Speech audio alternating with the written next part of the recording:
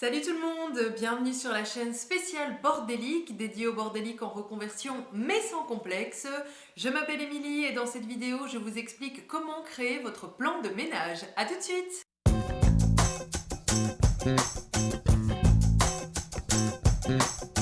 La semaine dernière, je vous parlais de la liste de ménage qui est la première étape avant de créer le plan de ménage.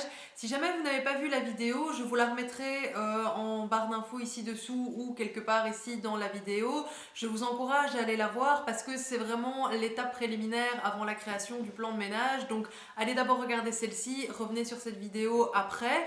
Pour ceux d'entre vous qui l'ont déjà vue, eh bien vous avez maintenant votre liste de ménage avec toutes les choses qu'il y a à nettoyer et vous pouvez donc passer à la création du plan de ménage, c'est-à-dire définir les fréquences auxquelles vous voulez nettoyer telle ou telle chose.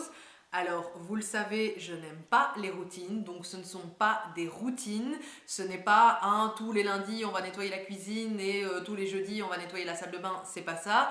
C'est juste plutôt dire, ok, la salle de bain, je voudrais la nettoyer une fois par semaine ou aspirer dans le salon, je vais le faire 3 fois par semaine. C'est vraiment ça, c'est plutôt définir vraiment la fréquence et la régularité avec laquelle vous voulez nettoyer telle ou telle chose. Je vous dirai à la fin de la vidéo comment vous pouvez récupérer un exemple de plan de ménage, mais sachez malgré tout que ces fréquences sont à adapter en fonction de votre style de vie, en fonction de ce que vous pouvez supporter de faire aussi, parce que vous allez peut-être pas vous dire ok je vais passer l'aspirateur tous les jours parce que ça, enfin voilà, il faut vraiment avoir envie, mais c'est en tout cas en fonction de votre style de vie. Je vous donne deux exemples. Si jamais vous êtes tout seul ou vous êtes en couple mais vous n'avez pas d'enfants, vous n'avez pas d'animaux de compagnie, vous n'êtes jamais là parce que vous êtes toujours en vadrouille à droite à gauche et en plus vous avez une politique zéro chaussure à l'intérieur de la maison ou de l'appartement, bah honnêtement si vous zappez l'aspirateur une semaine, c'est pas un drame parce qu'en soi ça ne se salit pas vraiment beaucoup. Pareil, si vous n'êtes jamais là et que donc vous n'êtes jamais dans le canapé devant la télé, vous utilisez votre canapé quand il y a des gens qui viennent chez vous et encore, mais voilà c'est tout, ben, vous pouvez très bien vous contenter de l'aspirer une fois tous les 3 mois histoire de dire que ça a été fait. Là où si vous êtes complètement l'inverse, c'est-à-dire vous êtes une famille nombreuse, vous avez 3, 4 enfants, vous avez un chien, un chat, un lapin, un perroquet, peu importe, que vos enfants mangent devant la télé, ils mangent des biscuits, ils mangent des chips, enfin voilà, vous êtes souvent dans le canapé.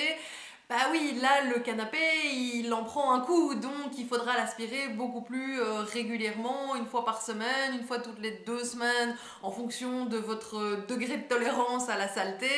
Et pour le sol c'est pareil, si vous avez une famille nombreuse et des animaux de compagnie, bah, il faudra aspirer au minimum une fois par semaine, peut-être même plus.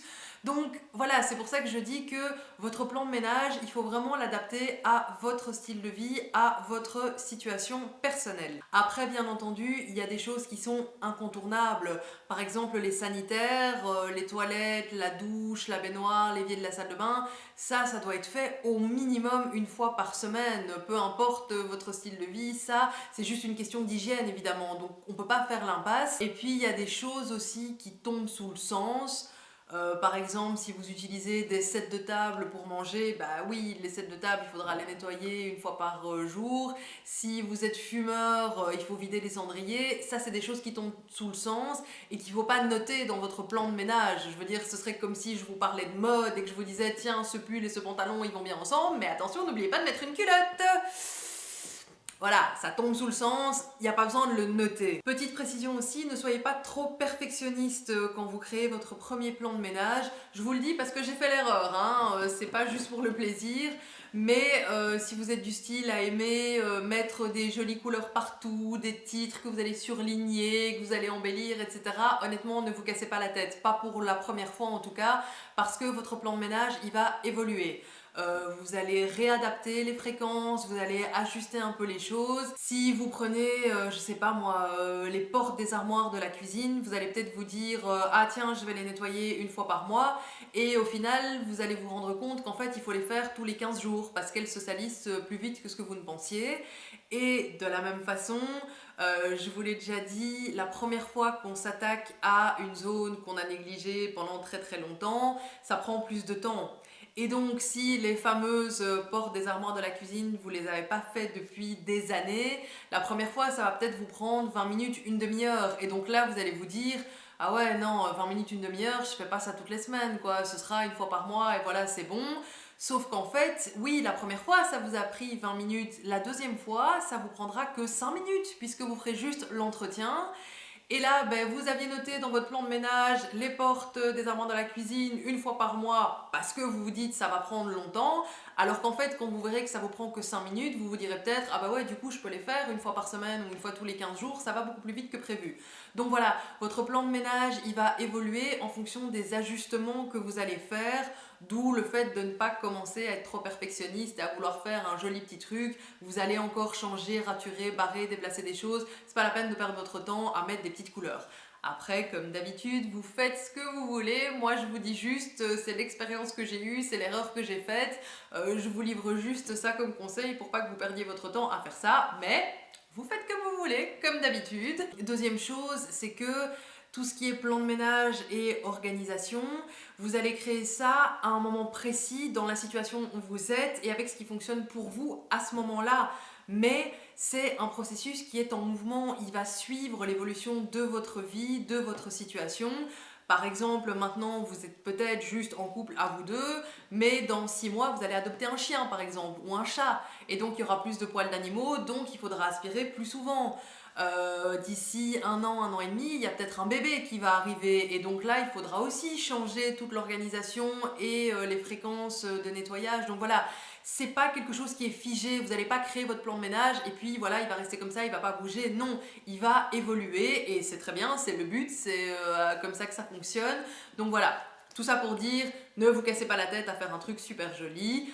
Cela dit, bien entendu, moi, celui que je vous propose, je l'ai un petit peu embelli. Je vous ai pas juste scanné les feuilles manuscrites que j'avais prises.